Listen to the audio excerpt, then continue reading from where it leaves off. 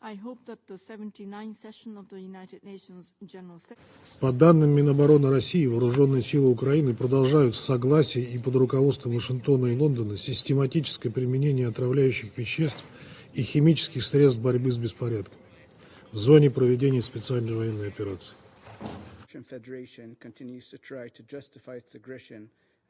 Как сообщают турецкие СМИ, в конце июня в Идлибе состоялась встреча представителей Киева с террористами из листированной Совбезом ООН организации Хият Тахрир аш-Шам, которым режим Зеленского предложил поставлять дроны в обмен на освобождение ряда радикальных антироссийских боевиков, которые могли бы участвовать в боевых действиях против России.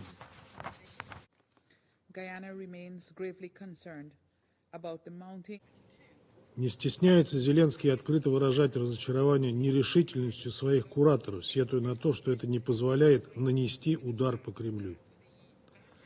Сегодня с очень высокой степенью вероятности можно сказать, что решение снять ограничения на использование вооружений большой дальности для ударов по России на Западе уже давно принято, а сейчас мы просто наблюдаем финальный этап его легитимизации в глазах общественного мнения в информационном поле.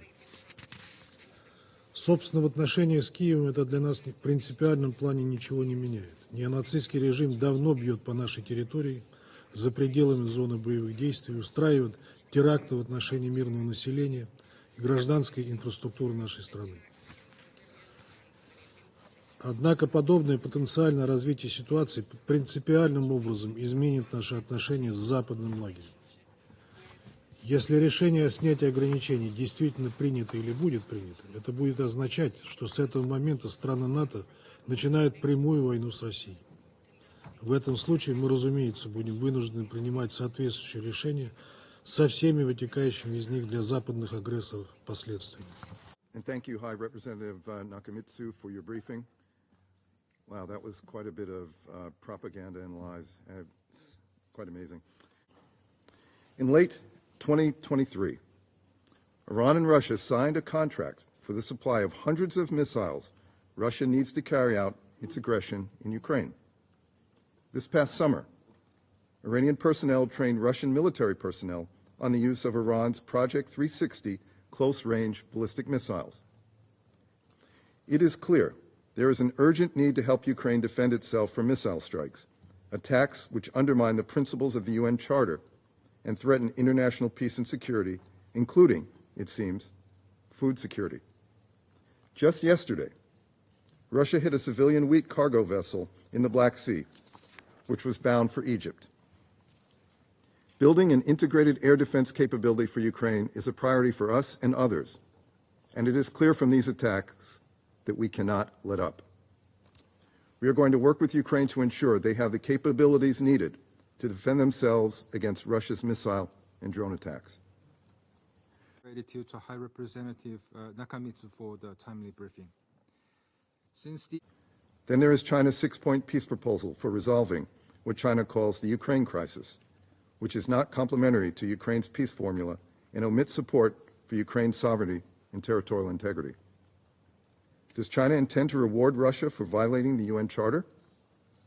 China's six-point plan would create a dangerous precedent. We are not here to reward violators of the UN Charter. We call on China, as a permanent member of the United Nations Security Council, with a particular responsibility to uphold the UN Charter, to respect the principles of sovereignty and territorial integrity, and to cease all material and political support to Russia's illegal war. كما أشكر وكيلة الأمين العام السيدة إيزومي ناكاميتسو على لقد لفتت الجزائر مرارا وتكرارا الانتباه إلى أن تدفق السلاح والذخائر في المناطق التي تشهد النزاعات والحروب لن يؤدي إلا إلى تأجيج الوضع وتصعيد التوترات، بالإضافة إلى تقويض وعرقلة كل المساعي الرامية إلى إيجاد حل سلمي للنزاعات. إذن تجدد الجزائر دعوتها لأطراف النزاع للتحلي بالرزانة وضبط النفس، وبالتخلي عن منطق المواجهة والصراع لحقن دماء المدنيين والعسكريين على حد السواء. فإذا كانت لغة الأسلحة هي النار ونتيجتها القتل والدمار، فإن لغة الدبلوماسية هي الحوار ونتيجتها السلم والاستقرار لا ريب. وعليه يتعين على أطراف النزاع. High Representative for Disarmament Affairs for the update provided. Reports from local Russian officials indicate that since Ukraine's incursion into the Kursk region in August, at least 12 people have been killed and 121 injured. Additionally, over 130,000 people have reportedly been evacuated from the area. Further, on 10th September, Russian officials reported a large-scale Ukrainian drone attack on populated areas in Moscow, resulting in 1 death and damage to housing facilities. The attack resulted in the closure of 3 of Moscow's airports for several hours and diversion of almost 50 flights. Sierra Leone reiterates that attacks against civilians and civilian infrastructure are prohibited under international law.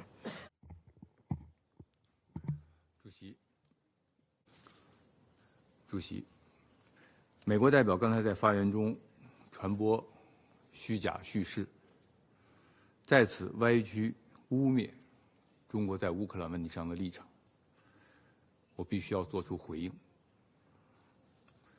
中国不是乌克兰危机的制造者，更不是当事方。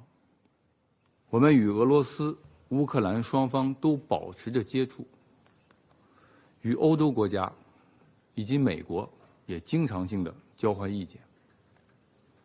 中国政府欧亚事务特别代表4次赴有关国家开展斡旋外交。